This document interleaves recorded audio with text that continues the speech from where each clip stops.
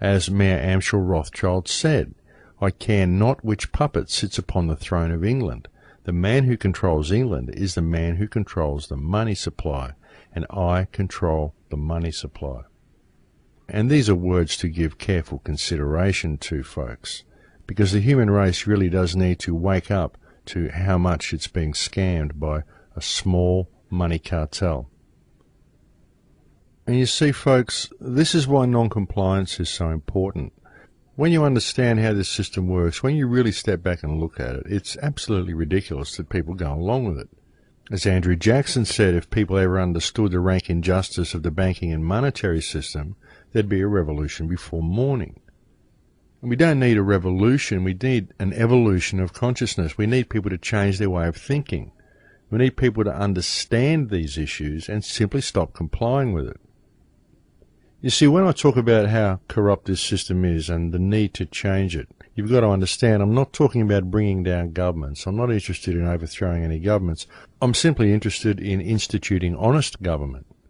I mean, obviously we need some form of government. We need some group of elders, some council, something that's going to look after infrastructure and make sure we've got roads and make sure the rubbish is picked up and the trains run on time. But we don't need people in government who insist on allowing the population to be enslaved to this ridiculous monetary system. I mean, it's absolutely absurd.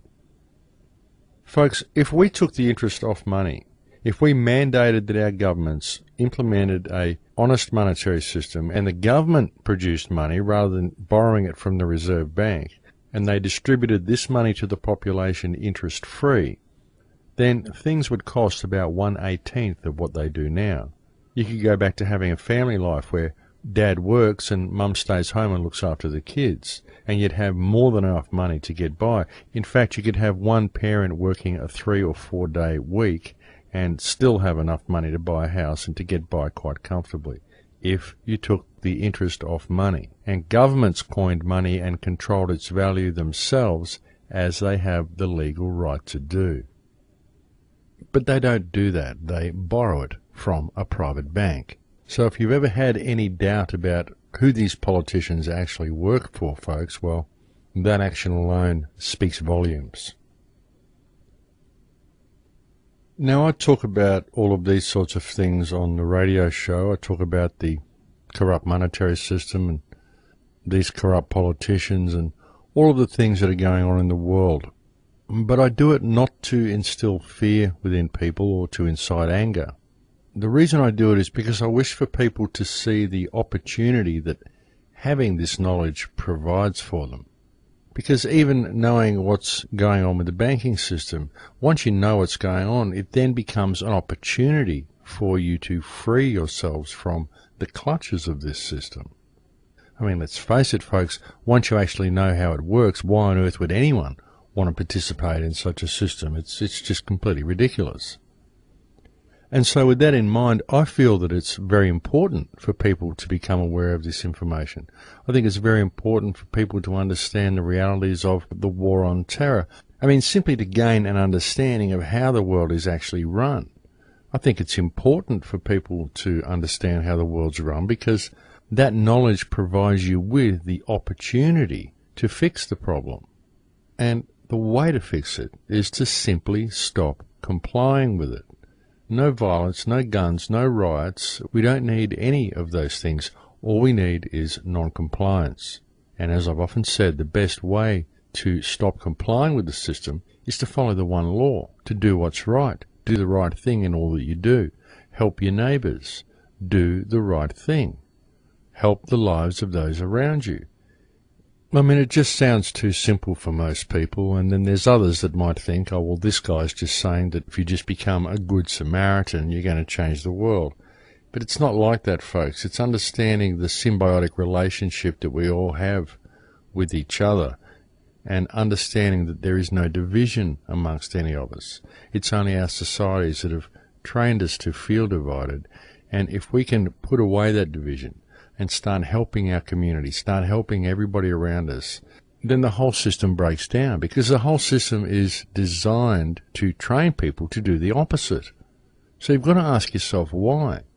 If the system has been constructed in such a way as to create massive division among people, then obviously the best way to escape from the system is to create unity among the people, because this is exactly the opposite of what the system wants people to do.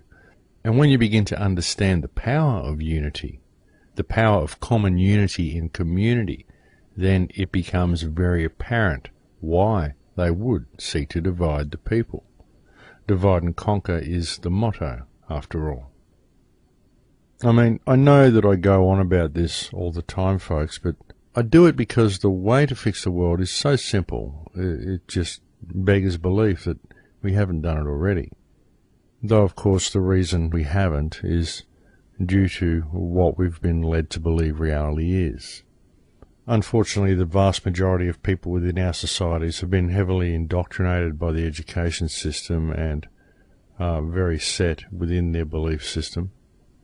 And many people simply can't see the matrix that is modern society.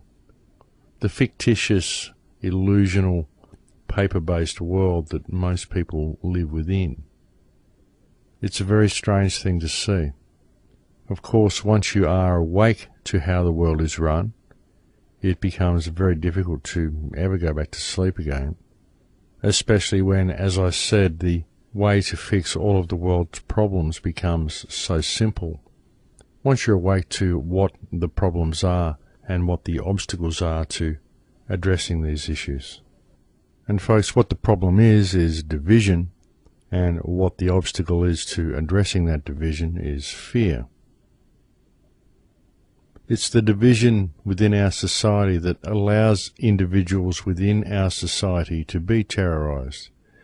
It's this division that allows raw food stores to be raided by police, that allows organic cheese farmers to have their livelihood confiscated from them because it doesn't meet with FDA approval. And breaking down division and finding common unity in community would alleviate all of these problems. Because when the community saw someone being terrorized by the police, then they would stand up and they would help the person and they would neutralize the situation. And in fact, in a truly united community, we wouldn't see police acting in this way to begin with. Breaking down the fear and division in community would also help the community stand up against the actions of corrupt politicians. When legislation is enacted that interferes with the rights of the people or oppresses the people in any way or damages the environment in any way, the people could stand up and, again, neutralize the situation. This never happens because of the division within society, and society continues to remain divided because the people that live within society have been trained to live in fear of both themselves and of the people around them. And it looks like it's break time here, folks, so I'll leave it there for now. Thank you very much for spending this time with me today, and I'll speak to you again in a few minutes. Thanks for listening.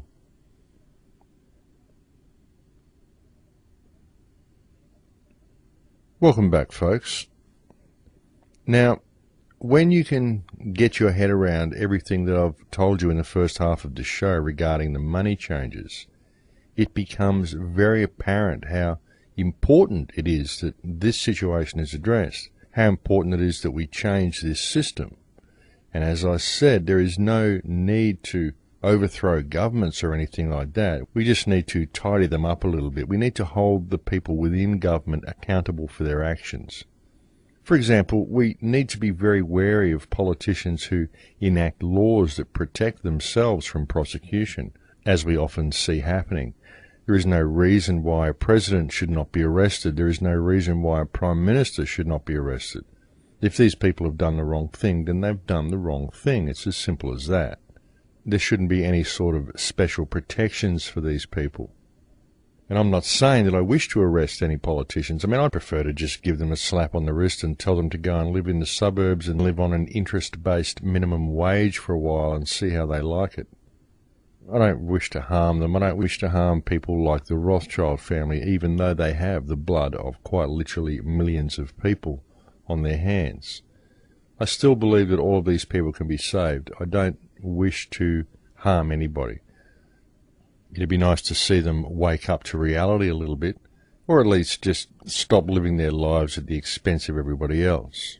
But there's no reason to harm them as a means of accomplishing this.